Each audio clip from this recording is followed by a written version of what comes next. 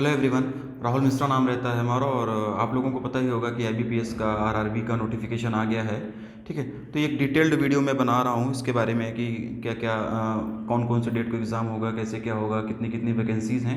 इन सारी चीज़ों को हम लोग बेसिकली इस वीडियो में डिस्कस करने जा रहे हैं। तो नोटिफिकेशन आप लोगों को आ गया है, ये पता ही होगा। और 1 तारीख से लेकर 21 तारीख तक हम लोग जो है इसमें फॉर्म वगैरह फिल कर सकते हैं। ठीक है ना। 1 जून से लेकर 21 जून तक इसमें जो भी फॉर्म वगैरह हैं वो फिल किए जा सकते हैं। तो अभी 20-21 दिन का टाइम है हम लोगों के पास में फॉर्म वगैरह फिल करने के लिए, और फॉर्म आज से फिल होना स्टार्ट हो गया है। तो आप लोग फॉर्म वगैरह फिल करना स्टार्ट कर सकते हो। ठीक है। एज क्राइटेरिया की अगर हम लोग बात करें तो स्केल 3 के लिए जो हमारा एज क्राइटेरिया होगा वो हमारा होता है 21 साल से लेकर 40 साल तक। स्केल 2 के लिए जो हमारा होता है वो 21 से लेकर 32 साल तक के लिए होता है। पीओ के लिए हमारा जो होता है 18 से 30 साल के लिए, और क्लर्क के लिए जो हमारा होता है वो 18 से 28 साल के लिए होता है। और ये जो एज कैलकुलेट होगी कौन सी डेट से कैलकुलेट होगी ये भी पूछा जाता है, मतलब पूछा क्या जाता है, ये भी पता होना चाहिए। तो 1 जून से लेके, मतलब जिस दिन नोटिफिकेशन आया है 1 जून 2023 से ये सारी की सारी एज जो है ये कैलकुलेट की जाएंगी। ठीक है। और अगर हम लोग बात करें लैंग्वेज प्रोफिशिएंसी टेस्ट की, तो पीओ और क्लर्क में लैंग्वेज प्रोफिशिएंसी टेस्ट होता है। तो अगर दूसरे स्टेट से हम लोग भरने का फॉर्म फिल करने का सोच रहे हैं तो इसी हिसाब से हम अपना मतलब करेंगे कि वहाँ का जो लैंग्वेज वाला टेस्ट होगा उसको हम लोग क्वालिफाई कर पाएँ, पास कर पाएँ। ऐसा ना हो ना कि हम मतलब कर ही नहीं पाएँ फिर फिल कर दें। स्केल 2 और स्केल 3 में लैंग्वेज वाला ये टेस्ट मतलब होता नहीं है, तो हम लोग कहीं से भी फिल कर सकते हैं। अच्छा, एक बार सिविल स्कोर की भी यहाँ पर मतलब है, तो जो फॉर्म फिल करना होगा उसमें ये नोटिफिकेशन में मेंशन किया गया है कि 650 या इससे ऊपर का सिविल स्कोर होना मैंडेटरी है।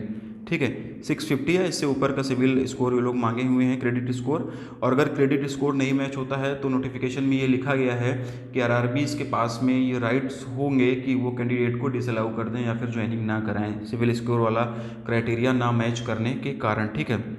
और जिसका बैंक अकाउंट नहीं है उसके लिए सिविल स्कोर वाला जो हिसाब किताब है वो उससे कोई मतलब नहीं है, ये ऐसा इसमें मतलब नोटिफिकेशन में ये चीज़ भी दी गई है। ठीक है। आगे अगर देखें तो फॉर्म फीस वगैरह की बात करेंगे तो 175 रुपीज़ SC ST वालों का होता है, 850 रुपीज़ जो नॉर्मल मतलब होता है, बाकी सबके लिए ये हमारा मतलब हो जाता है फीस। और पीओ और क्लर्क में क्या होता है कि प्रीलिम्स और मेंस 2 स्टेज एग्ज़ाम होता है। स्केल 2 और स्केल 3 सिंगल स्टेज एग्ज़ाम होते हैं। पीओ और क्लर्क के लिए जो हमारा प्रीलिम्स होता है उसमें मैथ्स और रीजनिंग पूछी जाती है, 40-40 क्वेश्चन की, 40-40 नंबर की, 40-40 क्वेश्चन, 40-40 नंबर। और कंपोजिट जो टाइम होता है वो कंपोजिट टाइम होता है 45 मिनट्स का, 45 मिनट का ये होता है। ये बात हो रही है प्रीलिम्स की। पीओ क्लर्क के मेंस की तरफ अगर आए हम लोग तो मेंस में क्या क्या सब्जेक्ट होता है, कैसे क्या होता है, तो मैथ्स, रीजनिंग, कंप्यूटर, जीए, हिंदी, इंग्लिश, ये सारे सब्जेक्ट होते हैं। रीजनिंग जो हमारी होती है 40 क्वेश्चन होते हैं, 50 नंबर के होते हैं। कंप्यूटर हमारा 40 क्वेश्चन 20 नंबर का होगा। ठीक है ना। जनरल अवेयरनेस 40 क्वेश्चन 40 नंबर का। हिंदी और इंग्लिश में से कोई एक करना रहेगा, 40-40 मतलब 40 क्वेश्चन 40 नंबर। न्यूमेरिकल एबिलिटी जो हमारा होगा वो 40 क्वेश्चन 50 नंबर का। तो टोटल नंबर ऑफ क्वेश्चंस हमारे हो जाएंगे 200। टोटल मार्क्स जो हो जाएगा, नंबर हो जाएगा, ये भी 200 हो जाएगा। कंपोजिट टाइमिंग की अगर हम लोग बात करेंगे तो ये जो टाइमिंग होता है ये होता है 2 घंटे का। ठीक है। और इसके बाद में अगर हम लोग आगे बात करें स्केल 2 और स्केल 3 के लिए, यानी कि जीबीओ और स्केल 3 के लिए, स्केल 2 में भी मतलब ना कई सारे पेपर होते हैं, मार्केटिंग ऑफिसर, एग्रीकल्चर ऑफिसर, तो उनका सबका अलग अलग होता है। अभी जो बात कर रहे हैं normal general banking officer GBO और स्केल 3 के लिए, तो इनका जो होगा reasoning 40 question 50 number, computer 40 question 20 number, financial awareness 40 question 40 number, Hindi English 40 question 40 number, Hindi या इंग्लिश में से एक करना होता है आपको।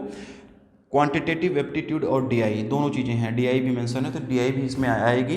40 क्वेश्चन 50 नंबर, यानी कि 200 क्वेश्चन 200 नंबर, 2 घंटे का कंपोजिट टाइमिंग हो जाएगा।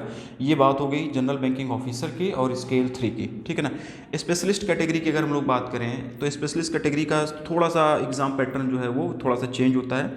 ठीक है। तो क्या क्या होता है उसमें, प्रोफेशनल नॉलेज होता है 40 क्वेश्चंस 40 मार्क्स के मिलेंगे आपको। रीजनिंग 40 क्वेश्चंस 40 मार्क्स के मिलेंगे। फिनेंशियल अवेयरनेस 40 क्वेश्चन 40 मार्क्स का मिलेगा आपको। हिंदी या इंग्लिश में से कोई एक करना रहेगा, 40 questions 20 marks, 40 question 20 number. Computer 40 question 20 number.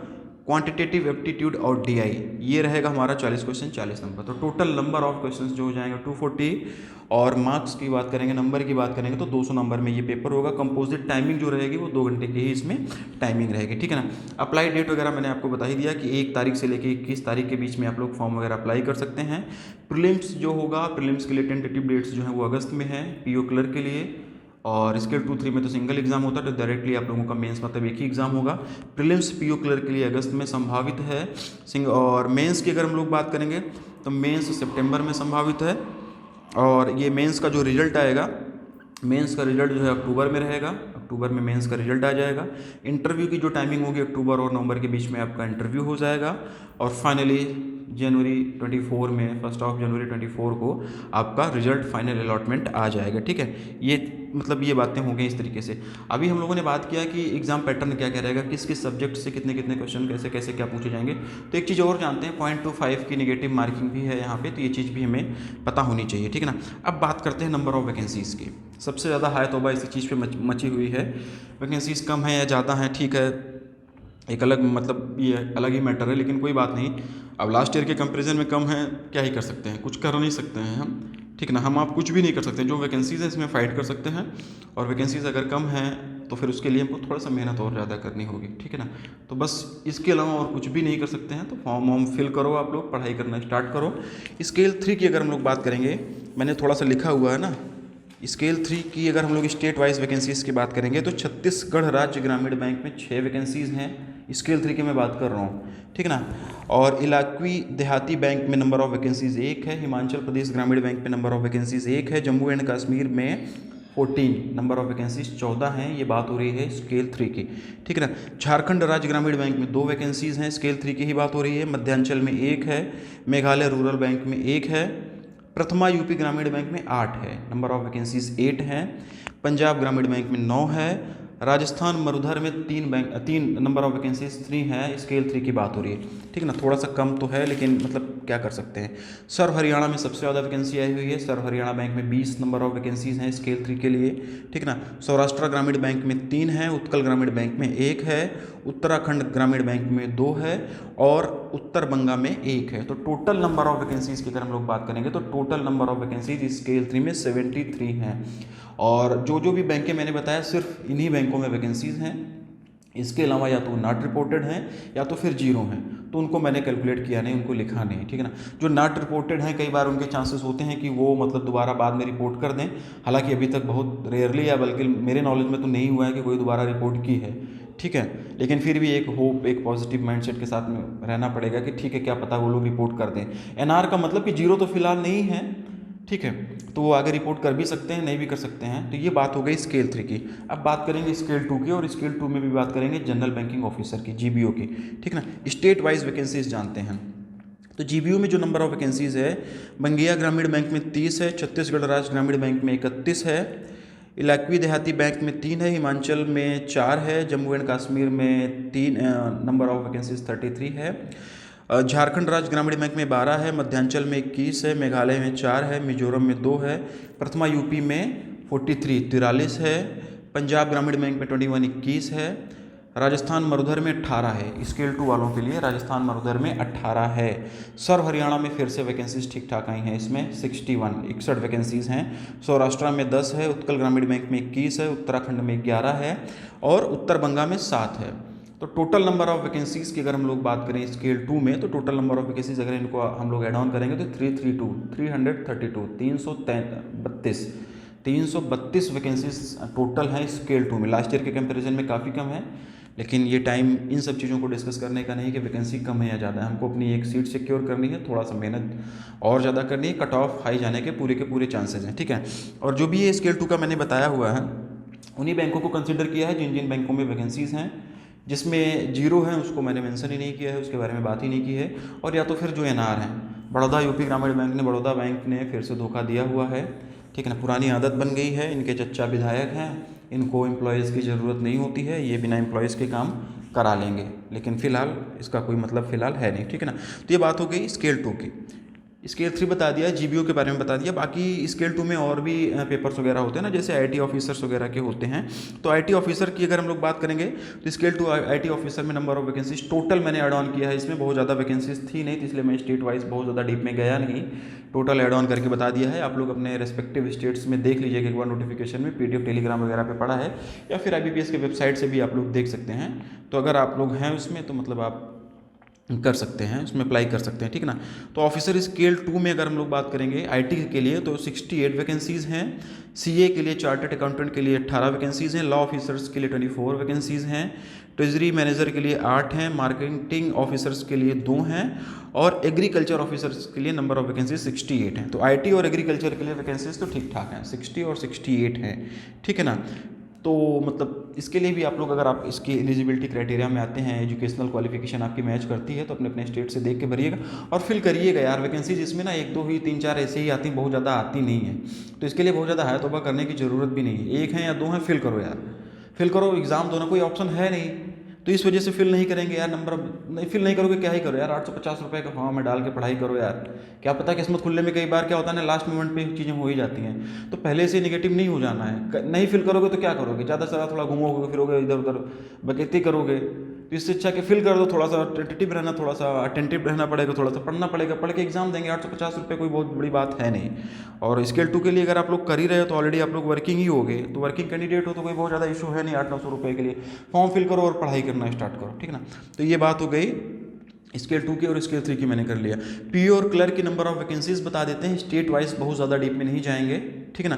PO में जो टोटल नंबर ऑफ वैकेंसीज आई हैं वो आई हैं 2485, 2485, 2485 नंबर ऑफ वैकेंसीज हैं, वो ऑफिसर स्केल 1 पीओ के लिए हैं।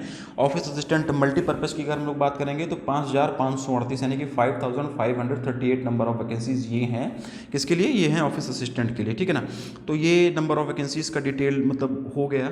इस हिसाब से हमारे पास में वैकेंसीज़ हैं और इसी हिसाब से हमको जो है तैयारी करनी है। स्टेट वाइज वैकेंसीज़ मैंने बताया आप लोगों को कि कहाँ कहाँ पर कैसे हैं। मैंने स्केल 3 का बताया और जीबीओ का बताया, ठीक है। तो उसी हिसाब से आप लोग अपने रिस्पेक्टिव स्टेट्स में जाकर देखो और तैयारी करना स्टार्ट करो। इसके अलावा और कोई ऑप्शन है नहीं। अच्छा, एक चीज़ और थोड़ा सा मैं बताना चाहूँगा, एज रिलैक्सेशन आप लोगों को एज इट इज़ मिलता रहेगा, जो है उसमें कोई भी चेंजेस नहीं हुआ है।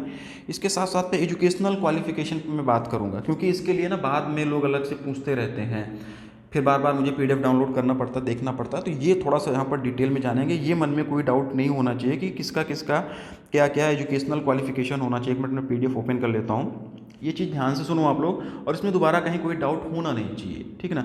ऑफिस असिस्टेंट मल्टीपर्पज़ की बात करेंगे तो इसमें नोटिफिकेशन में साफ साफ लिखा हुआ है, bachelor degree in any discipline from a recognised university और इट्स इक्विवेलेंट, ठीक है ना। Proficiency in local language as prescribed by the participating RRBs, desirable जो है वर्किंग नॉलेज ऑफ कंप्यूटर। तो किसी भी रिकॉग्नाइज्ड यूनिवर्सिटी से आपके पास में सिर्फ और सिर्फ बैचलर डिग्री होनी चाहिए। कंप्यूटर की नॉलेज डिज़ायरेबल है, नहीं भी मतलब होती ही है, इतना बेसिक चीज़ें पता ही होती हैं। और लैंग्वेज प्रोफिशिएंसी के लिए जो है लैंग्वेज आपको आनी चाहिए, जो भी उस पर्टिकुलर रेस्पेक्टिव आरआरबीज की लैंग्वेज होगी। तो ये बात होगी ऑफिस असिस्टेंट की, क्लरिकल कैडर की, ठीक है। सिर्फ और सिर्फ आपके पास में ग्रेजुएशन होना चाहिए, ठीक, किसी भी रिकॉग्नाइज्ड यूनिवर्सिटी से। बात करें ऑफिसर स्केल 1 की, स्केल 1 का भी यही है, bachelor degree in any discipline from recognised university or its equivalent. किसी भी रिकॉग्नाइज्ड यूनिवर्सिटी से आपके पास में बैचलर डिग्री होनी चाहिए, इसमें मांगा गया है। Preference will be given to the candidate having degree in agriculture, horticulture, forestry, animal husbandry. मतलब कि जिनके पास में agriculture, horticulture, forestry, animal husbandry, veteran science, agriculture engineering, इन सब चीज़ों की डिग्री है, उनको थोड़ा सा प्रेफरेंस दिया जाएगा, ये इसमें बोला गया। लेकिन इसका ये मतलब नहीं हुआ कि नॉर्मल ग्रेजुएट जो हैं वो मतलब फॉर्म नहीं फिल कर सकते हैं। फॉर्म फिल करो, इनको प्रेफरेंस थोड़ा बहुत तो दिया ही जाएगा, ठीक है ना। लॉ वगैरह के लिए, मैनेजमेंट की डिग्री जिसके पास में है, आईटी की डिग्री जिसमें है, उनको थोड़ा सा प्रेफरेंस दिया जाएगा। अब बात करते हैं स्केल 2 बैंकिंग ऑफिसर की, जनरल बैंकिंग ऑफिसर स्केल 2 की। इसमें बड़ा कन्फ्यूजन रहता है, लोग ना डिफरेंट इंडस्ट्रीज से आते हैं, फिर उनको होता है कि ना मतलब 32 साल तक एज होती है, कहीं से पता चलता है कि यार ठीक है अब मतलब फॉर्म फिल कर सकते हैं। तो बड़ा कन्फ्यूजन उन लोगों को रहता है कि क्या हम एलिजिबल हैं इसके लिए कि नहीं। लास्ट ईयर एक कैंडिडेट था, गोरखपुर का था, उसने फॉर्म फिल किया था और उसको डीबी के टाइम पे बाहर कर दिए थे। तो उसका केस जो है अभी हाई कोर्ट लखनऊ में चल रहा है। और उसी सेम कैंडिडेट मतलब उसी सेम एजुकेशन क्वालिफिकेशन पे लास्ट ईयर किसी को ज्वाइनिंग दिए थे।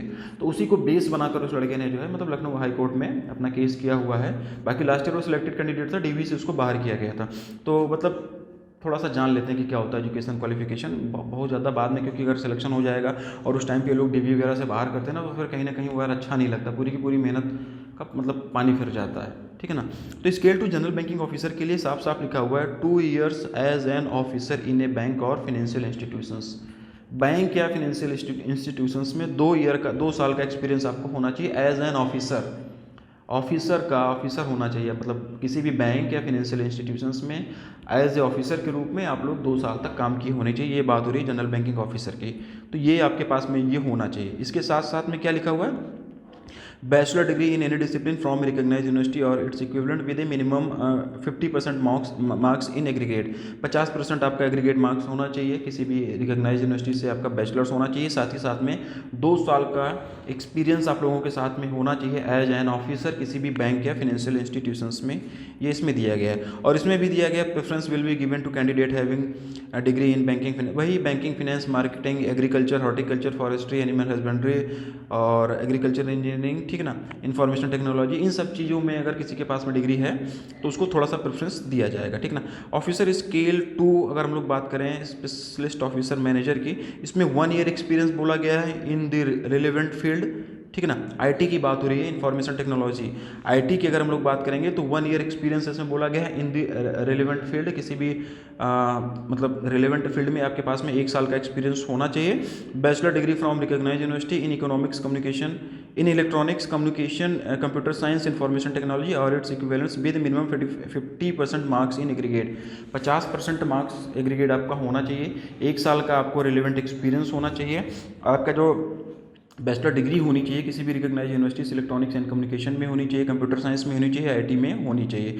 और किसी भी कैंडिडेट को अगर जावा वगैरह आ रही है, जावा, सी प्लस प्लस, PHP, ठीक है, तो उसको जो है एक्स्ट्रा बेनिफिट मतलब थोड़ा सा प्रेफरेंस दिया जाएगा। ये बात हो गई किसकी, आईटी की। स्केल 2 में अगर हम लोग चार्टर्ड अकाउंटेंट की बात करें, सीए की, जिसकी वैकेंसी आई हुई है 18, तो सीए के लिए क्या डिज़ायरेबल हमारा है, तो चार्टर्ड अकाउंटेंट फ्रॉम इंस्टीट्यूट, मतलब सीए की डिग्री तो आपके पास में होनी चाहिए और 1 ईयर का एक्सपीरियंस आपके होना चाहिए, आपके पास में होना चाहिए एज ए चार्टर्ड अकाउंटेंट, ठीक है ना। लॉ ऑफिसर की अगर हम लोग बात करेंगे तो degree from recognise university in law और it's equivalent with 50% mark, 50% number आपके पास में होना चाहिए, किसी भी रिलेवेंट यूनिवर्सिटी से आपके पास में लॉ की डिग्री होनी चाहिए, ठीक है ना। और लॉ वाली जो वैकेंसीज आई है, लॉ में 24 नंबर ऑफ वैकेंसीज आई हैं। 2 ईयर एज एन एडवोकेट और should have work as law officer in bank, मतलब कि 2 साल का एक्सपीरियंस आपके पास में एज एन एडवोकेट होना चाहिए, किसी भी ना मतलब कोर्ट कचहरी में आप रजिस्ट्रेशन करा के बार काउंसिल में 2 साल का आपके पास में as an law, as a वकील आपके पास में ये मतलब 2 साल का एक्सपीरियंस होना चाहिए, या फिर किसी बैंक में लॉ ऑफिसर होना चाहिए आप, ठीक है ना, लॉ ऑफिसर का एक्सपीरियंस 2 साल का होना चाहिए, या फिर किसी भी फिनेंशियल इंस्टीट्यूशंस में 2 साल से कम का एक्सपीरियंस नहीं होना चाहिए, 2 साल से ज़्यादा का एक्सपीरियंस आपके पास में होना चाहिए। ट्रेजरी मैनेजर की अगर हम लोग बात करेंगे तो ट्रेजरी मैनेजर की वैकेंसीज टोटल 8 आई हुई हैं और इसमें 1 साल का रेलिवेंट एक्सपीरियंस आप लोगों से मांगा गया है। और इसमें बोला गया है chartered accountant or MBA in finance from recognise university or institute. Chartered accountant हो आप या फिर MBA हो आप किसी भी रिकॉग्नाइज यूनिवर्सिटी से या इंस्टीट्यूट से, 1 साल का रेलिवेंट एक्सपीरियंस हो, ये बात हो गई ट्रेजरी मैनेजर की। मार्केटिंग ऑफिसर की बात करेंगे तो MBA इन मार्केटिंग मांगा गया है, किसी भी रिकॉग्नाइज यूनिवर्सिटी से आपका MBA होना चाहिए मार्केटिंग में और 1 साल का रेलिवेंट एक्सपीरियंस आपके पास में होना चाहिए, ठीक है ना। मार्केटिंग ऑफिसर की वैकेंसीज की अगर हम लोग बात करेंगे तो ये आई हुई है कितनी, मार्केटिंग ऑफिसर की 3 वैकेंसीज आई हुई हैं, ठीक है ना। अब बात कर लेते हैं हम लोग स्केल 3 की, मार्केटिंग ऑफिसर का हो गया, अभी एग्रीकल्चर वाला हमारा रह रहा है, ठीक ना। तो एग्रीकल्चर में जो वैकेंसीज आई हुई हैं, एग्रीकल्चर ऑफिसर में नंबर ऑफ वैकेंसीज 60 हैं और एग्रीकल्चर के लिए जो मांगा हुआ 2 years experience in the relevant field में आपके पास में 2 साल का एक्सपीरियंस होना चाहिए। और इसका जो एजुकेशनल क्वालिफिकेशन है, bachelor degree in agriculture, horticulture, dairy, animal husbandry, forestry, veterinary science, agriculture engineering, ठीक है ना, इन सब में आपके पास में डिग्री होनी चाहिए, 50% ही मिनिमम मार्क्स होना चाहिए, 2 साल का आपके पास में रिलेवेंट एक्सपीरियंस होना चाहिए। बात होगी एग्रीकल्चर की। स्केल 3 की बात करेंगे तो फिर minimum 5 years experience as an officer in a bank और फाइनेंशियल इंस्टीट्यूशंस। स्केल 3 की वैकेंसीज टोटल 73 आई, ये मैंने बताया। इसके लिए जो एक्सपीरियंस की बात होगी, मिनिमम 5 साल, कम से कम 5 साल का एक्सपीरियंस आपके पास में होना चाहिए as an officer in a bank और फाइनेंशियल इंस्टीट्यूशंस। किसी भी बैंक या फाइनेंशियल इंस्टीट्यूशंस में एज एन ऑफिसर 5 साल का एक्सपीरियंस आपके पास में होना चाहिए, तब जाके आप स्केल 3 के लिए एलिजिबल हो पाएंगे। Bachelor degree in any recognise discipline, bachelor degree in any discipline from recognise university, किसी भी रिकॉग्नाइज यूनिवर्सिटी से आपके पास में बैचलर डिग्री होनी चाहिए, मिनिमम 50% मार्क्स होना चाहिए आपके पास में इसके लिए, ठीक है। तो ये बात हो गई एजुकेशन क्वालिफिकेशन की, ठीक है।